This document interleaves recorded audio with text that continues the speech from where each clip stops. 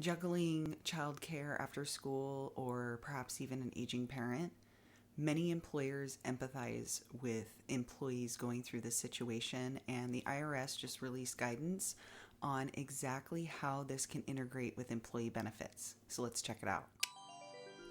The IRS made a guide to help us understand better how certain services offered to employees through their employer may or may not be counted towards their annual gross income and therefore be taxable.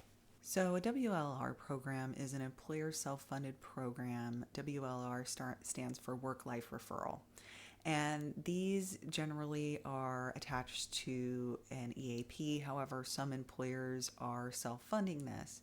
So how does that impact an employer's or an employee's taxes when these services are self-funded? Work-life referral services are basically boiled down to any informational or consultative referral service that the employee needs help with negotiating or finding a resource, a referral program, or contracting with a service that has to deal with a work, life, or family challenge. So when a challenge arises, the employee needs help in some way solving that challenge by contracting with a provider, such as a tax accountant or perhaps an attorney or a counselor or a psychiatrist, something of that nature for themselves or their family members. These services are sometimes called caregiver or caretaker referral services. The IRS recently released a fact sheet on guidance on WLRs. These basically represent fringe benefits of an employer who offer programs for work-life balance. Many of the programs that employers or policies that employers have implemented over the years that many employees in layman's terms would consider to be work-life balance. They can be included with things like helping an employee find a referral for medical providers or attorneys, tax accountants, and so on. It could also include helping an employee figure out how to use leave or helping find special care for a family member.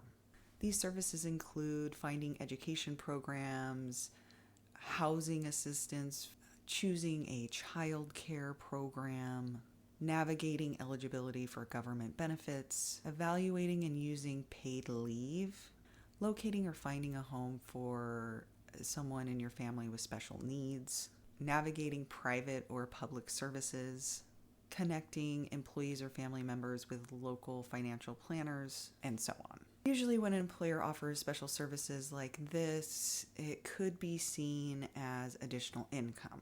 The IRS just released guidance on this, making it pretty clear that as long as these services and costs for these services are determined to be difficult to administer and track, then the employer can track it as a whole for their entire organization rather than keeping track for every single employee. And because of this, they have determined that it is not taxable, not included in the employee's gross income, and is not going to be subject to any income or other employment taxes.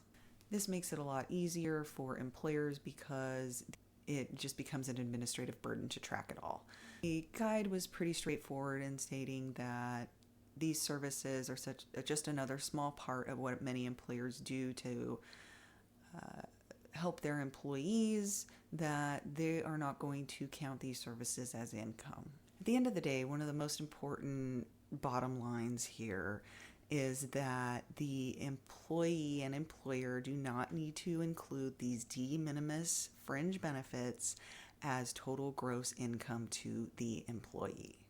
It is important to note that cash-on-cash benefits do not qualify as a de minimis benefit, so gift cards and things like that. All in all, this fact sheet and this additional guidance from the IRS was a win. It was all pretty good news. Of course, I'm not a tax expert. Please talk to your tax advisor, your CPA, your accountant.